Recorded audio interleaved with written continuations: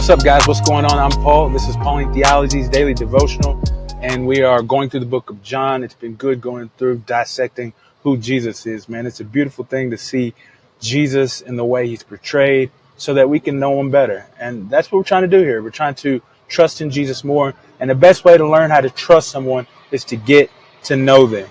So let's get to knowing Jesus. If you haven't read yet, go ahead and check out John 7:25 through 29. John 7:25 through 29. Stop the tape, see what it's got to say. Come back, we'll answer the 4 questions. If you've already read through it, man, let's go ahead and jump into it, man. So what's going on in 25 or 7:25 through 9? Well, after Jesus has given this discourse and talking about how they're supposed to judge with the correct judgment, see who he really is, recognize who he is, because the things that he does demonstrates that he did come from the Father.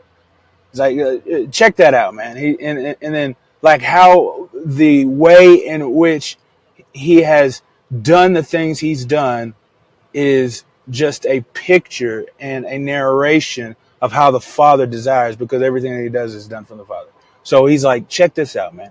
Judge correctly. But not only that, he's also saying, because Jesus in the book, actually in the book of John and Jesus, both speak on double levels, have double meanings sometimes. So not only was he saying, see who he really is, but he's also saying, judge correctly. When you see something that you know is the right thing, even if you think that it disagrees in some way with the law, and particularly the Sabbath, breaking the Sabbath, do the right thing.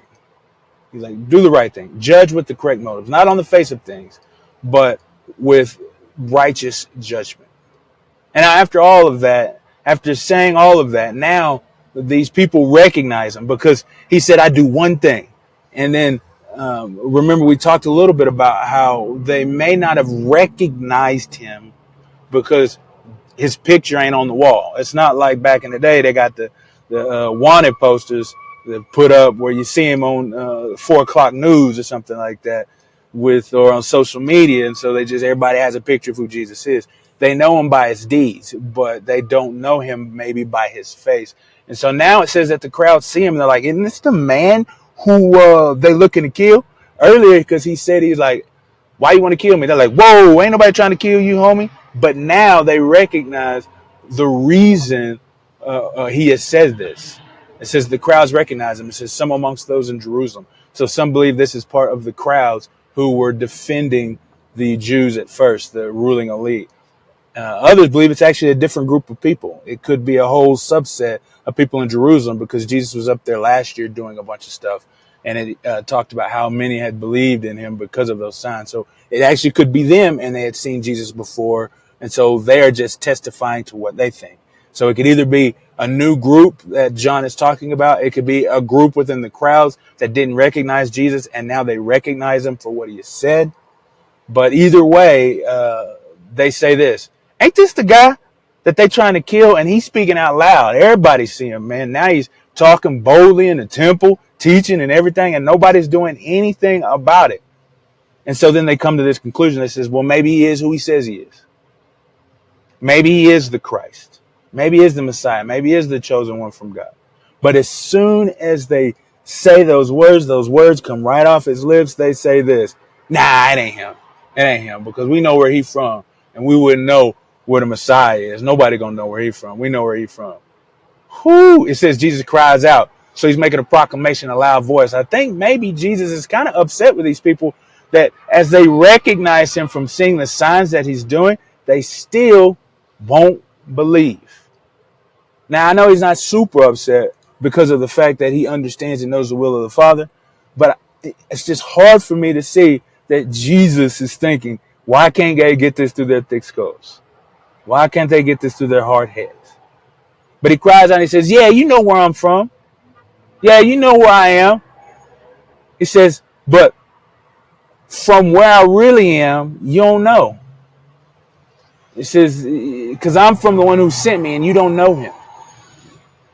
He says, but I do know him because he sent me. And so it's very Jesus is saying, man, yeah, you may think that you know where I'm from, because punctuation is a thing in Greek. It's hard to tell. So some have punctuated as a question mark, some has punctuated as a comment saying you do know where I am. And some says, oh, you know where I am, huh? You know where I'm from, huh? Challenging that question.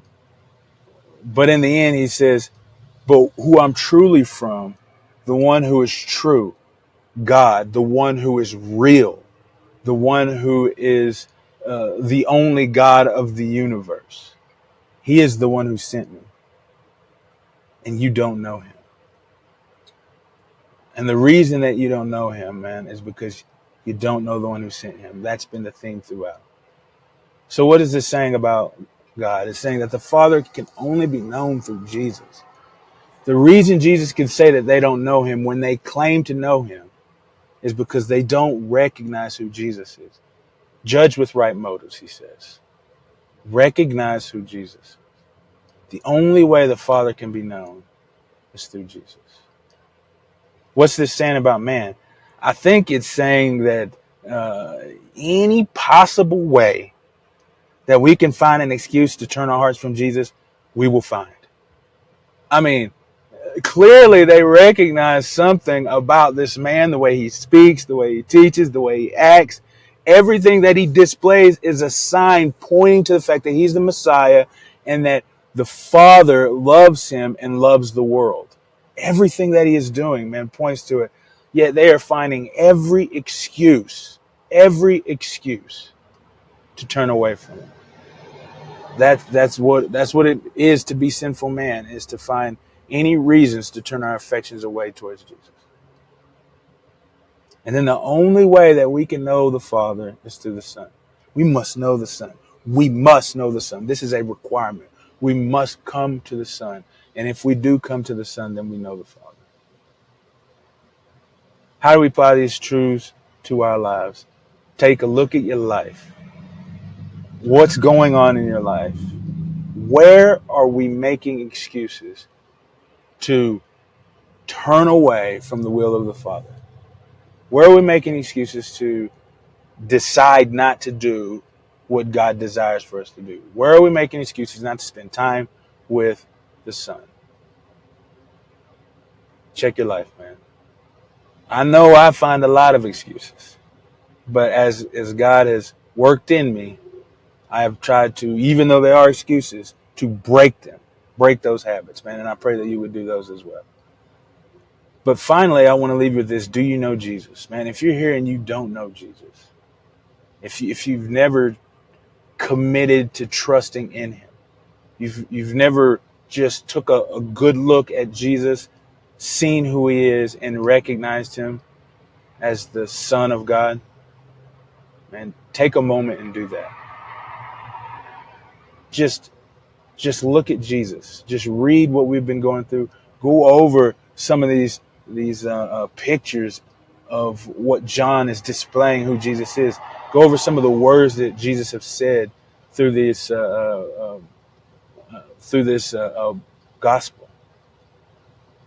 Take a look at Jesus. Come and see Jesus. And if you have any questions, man, just ask me, man. Send an email, info@trustedjesusministries.com, in the comments, whatever it is. I'd love to speak to you about it. Thanks for watching, and I'll see you in the next episode.